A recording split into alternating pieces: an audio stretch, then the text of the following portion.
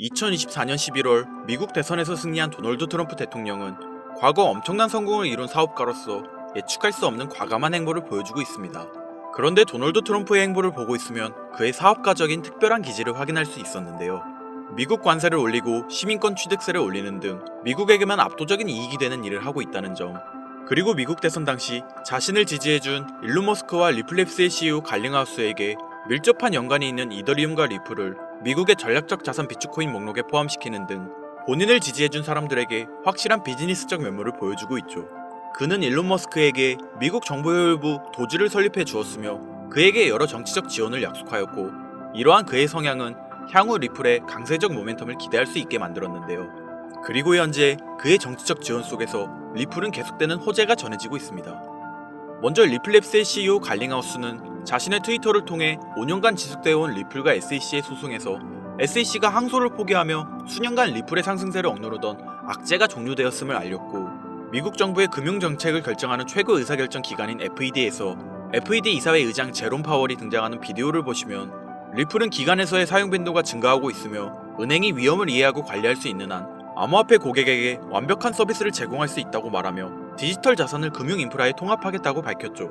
특히 리플의 기술력은 FED 지불 시스템에서 핵심적인 역할을 할 위치에 있다고 발언해 큰 화제가 되고 있는데요. 이를 반영하듯 현재 리플은 급격한 상승세를 보여주고 있으며 수많은 전문가들은 리플이 단기간 동안 급격한 가격 상승을 보여줄 수 있다고 평가하고 있고, 고래들의 대규모 매집이 이루어지고 있죠.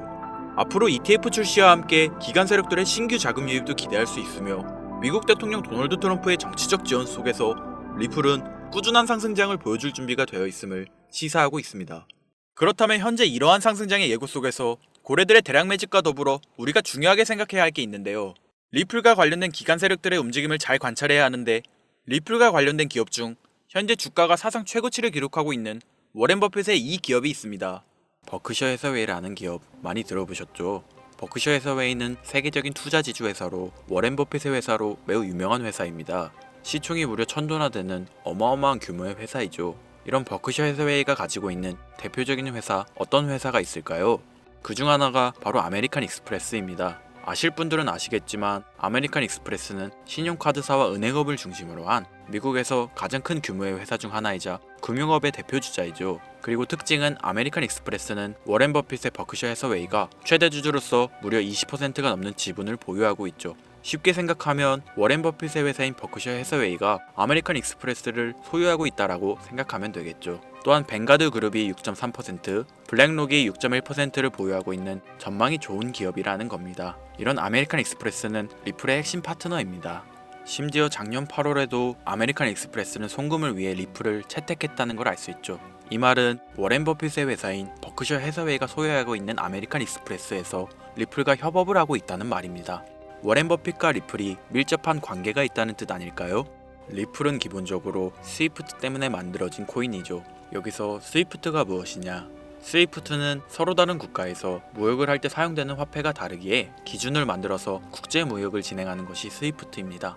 하지만 여기서 발생하는 수수료가 무려 20%나 되죠. 즉 너무 비싼 금액이죠. 그래서 이런 문제를 해결하고자 만들어진 것이 바로 리플 코인이라는 겁니다. 또한 리플은 ODL 시스템을 가지고 있어 단 몇 초 만에 전 세계 어디든 바로 송금을 할 수 있는 기술력 또한 보유하고 있죠. 수수료와 속도, 이 두 가지를 모두 잡을 수 있다는 겁니다. 그런데 지금 이 기술력을 미국이 질투하고 있다는 거죠. 그럼 여기서 생각을 해볼게요. 전 세계 최대 강국이 어디죠? 네, 미국이죠. 미국은 우스갯소리로 미국과 나머지 전 세계들의 국가들이 전쟁을 펼쳐도 미국이 밀리지 않을 거라는 이야기가 있을 정도의 강대국입니다. 단적인 예로 미국의 2022년 국방비 순위를 보시면 미국의 국방비 금액이 2위인 국가부터 10위인 국가인 국방비를 합친 것보다 무려 23%나 많은 금액을 국방비로 쓰고 있다는 겁니다. 물론 이것만으로는 단순 군사력을 비교할 수는 없겠으나 이 정도로 엄청난 초강대국이라는 거죠. 이 이야기를 왜 하냐면 미국은 전 세계의 패권을 쥐고 있는 강대국이라는 겁니다. 단순히 군사력뿐 아니라 경제력으로도 말이죠. 요즘 시대는 힘으로 찍어 누르는 시대보다 자본주의 세상이기에 경제 패권이 엄청나게 중요하다는 거예요. 지금 전 세계 공용화폐로 쓸 수 있는 유일한 화폐는 바로 달러입니다. 하지만 이제는 세상이 많이 바뀌었어요. 언제부턴가 현물화폐보다 편리하고 안전하며 유동성마저도 뛰어난 암호화폐가 탄생을 하고 말았죠. 이 암호화폐가 탄생을 하고 오랜 시간이 지나지 않아 달러의 패권이 달러의 입지가 조금씩 흔들리기 시작했고 지금은 수많은 암호화폐들이 달러의 자리를 위협하고 있는 상황입니다. 앞으로 암호화폐가 달러를 잡아먹게 된다면 미래의 미국은 전 세계의 경제 패권을 줄 수가 없게 되죠. 그래서 어떻게 하고 있죠? CBDC, 센트럴 뱅크 디지털 커런시, 즉 중앙은행 디지털 화폐. 미국에선 이 CBDC를 이용해서 달러를 디지털화시킬 계획을 가지고 나왔다는 거죠. 하지만 CBDC를 발행하기엔 오랜 시간이 필요하기에 그 시간 동안 달러의 패권이 흔들릴 것이고 그리 된다면 달러의 입지가 위험해지고 경제 패권을 더 이상 줄 수 없게 될지도 모른다는 거죠. 그래서 미국의 바이든 정부는 암호화폐를 규제하기 시작했습니다. 수년간 암호화폐를 규제하고 압박을 했죠. 하지만 이제는 그게 더 이상 불가능해졌다는 거예요. 세상이 달라졌다는 거죠. 그리고 그걸 알고 있고 세상의 흐름을 읽고 있는 트럼프는 비트코인 컨퍼런스에서 암호화폐 대통령이 되겠다라며 자신있게 외쳤던 것이죠. 그리고 그가 당선된 이후 정말로 친암호화폐 정책을 펼쳐나가기 시작했죠. 이미 뛰어난 사업가였던 그가 이 흐름을 놓칠 이유가 전혀 없다는 겁니다. 자, 그렇다면 앞으로 리플의 행보 어떻게 될 것 같으신가요? 정확히 잘 모르시겠죠? 그래서 제가 그에 대한 답변으로 엄청난 자료를 찾아왔습니다.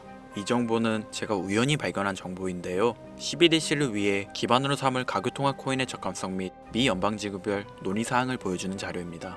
여기에 보시면 보스톤, 뉴욕, 필라델피아, 애틀랜타, 시카고 등등등 수많은 미국 지역들의 통합 예측 자료가 나오고 있죠. 여기에서 아래로 쭉 내려보면 크로스링키드, 즉 가교통화로서의 적합성을 보여주는 표가 있습니다. 대부분의 코인들이 부적합이라고 나와 있습니다. 하지만 여기 리플과 시바이누가 보류라고 표기되어 있는 걸 확인할 수 있었습니다.